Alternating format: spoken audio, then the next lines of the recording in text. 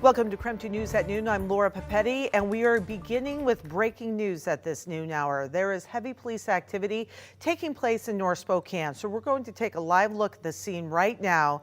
And as you'll see it here in just a moment, there are multiple police cars surrounding a home. This is on the corner of East Garland Avenue and North Perry Street.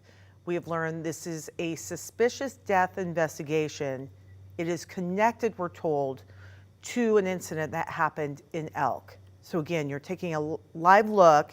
You can see just below the street sign there, Perry, and multiple police cars, police activity happening right now. And we have a crew there on the scene of Garland Avenue and North Perry Street. We don't know how many people at this point are involved, but you can see law enforcement responding with their vehicles and weapons here at the corner of the street there. And so we'll continue to have updates throughout the day right here on KREM 2 and of course always on KREM.com.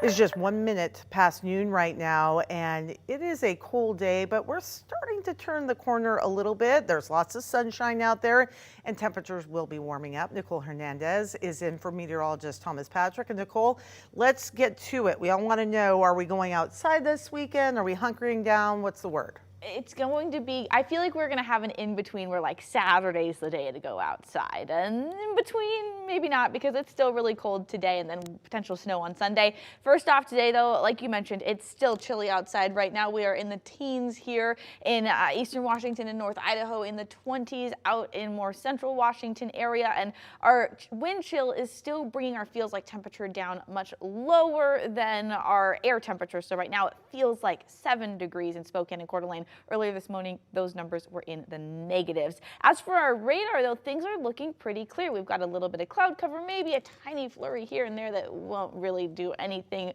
of significance. But as we continue through today into tomorrow, we mostly just see some cloud cover move through, leaving us with mostly sunshine, like I mentioned, on Saturday. So, Laura, that's the day you want to go outside. You want to go outside on Saturday, because then Sunday we've got a chance for snow again. So coming up, I'll let you know how much snow we're expecting and when we're expecting it to hit. Nicole, thank you very much. The owner of the home where 4 University of Idaho students were murdered last year is donating the home to the university. Within the last hour, we've learned the school is going to then demolish the home and create a healing garden and memorial for Kaylee, Xana, Ethan, and Madison. A university spokesperson says this is a healing step and removes the physical structure where the crime that shook the community was committed. Coming up on KREM 2 News at 4 o'clock, Shannon Mowdy takes a closer look at what those plans entail. And public safety, housing, and mental health were in the spotlight as Spokane's State of the City address yesterday. Mayor Nadine Woodward says the city took big strides in building a safer community, but she says there is still much more work to be done. Woodward highlighted the city's efforts to hire more police officers, projects to increase housing, and efforts to prioritize mental health. She also wants to introduce an ordinance addressing public drug use. The community has demanded that we do something about rampant drug use that occurs on sidewalks, in parking lots, stairways, and storefronts. We'll be bringing that ordinance to the full council the next few weeks as another way to get people the help they need while respecting the use of public spaces for all of us. And at last year's address, Mayor Woodward announced the formation of a violent crimes task force with Spokane Police. According to the mayor, the task force arrested more than 50 people identified as frequent violent offenders. And the mayor also noted Spokane's World Fair is coming up on its 50th anniversary. Next year, there are plans in the works for a big celebration. Mayor Woodward joined us earlier this morning on Up with KREM, and you can watch that full extended interview that is posted right now on the KREM 2 YouTube page. It is 4 minutes past noon right now. We are learning some new details after a 15-year-old was shot and killed in Reardon.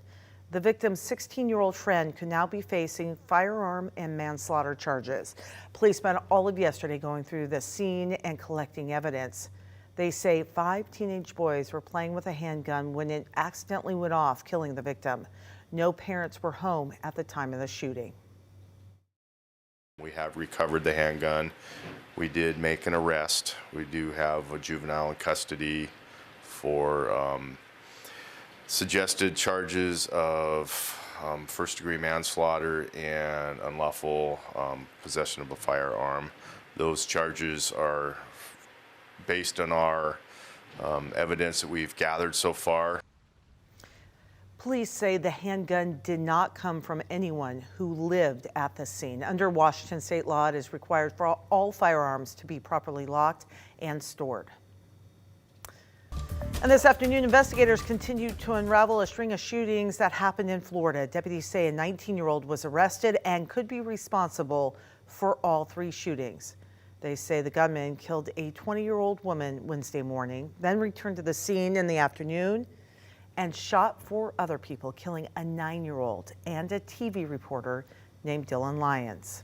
KREM 2's Brandon T. Jones actually worked with Lyons in Orlando before he returned to Spokane earlier this winter. Tim Fan talked with Brandon, who shares how he has been processing the news. It's kind of just a scary situation. I think as reporters, we always go play that situation out in our heads when we're out, covering a crime scene, and you really don't know what to say at the time. You don't know what to feel. You just are like kind of at a loss for words, honestly. Tell us a little about Jesse and what your interactions were like with him. Jesse Walden, he's a good guy. He is one of those people that I'll always remember. We worked together every single weekend. He just overall was, a person who I felt like we connected a little bit because we were spending so much time together. We would have conversations about pretty much everything, whether it's conversations on the latest deals or what movies are in the theater at the time. I always felt like I learned something from Jesse every single time we connected.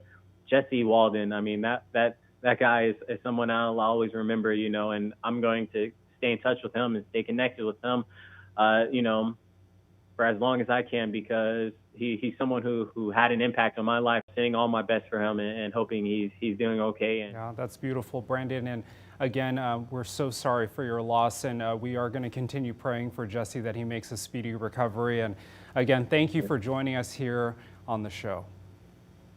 Absolutely, thank you.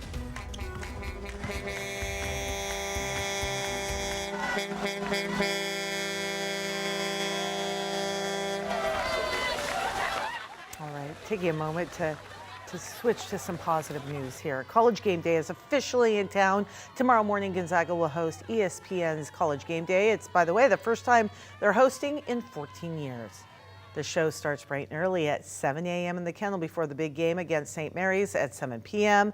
The game will determine who ends up with the top spot in the WCC Conference heading into postseason play. And last night, the Zags made sure they remain in the running for the top conference spot with a 97-72 win over San Diego. Drew Timme led in scoring with 22 points and 8 offensive rebounds. But now, of course, the big focus is St. Mary's coming up tomorrow night. Head coach Mark Few reflecting on what game day coming to town means to the team as a whole. We've been really good ambassadors for college basketball, so it's awesome to have them here. It is a big deal. All right, just a reminder, the Zags taking on St. Mary's with tip-off at 7 p.m.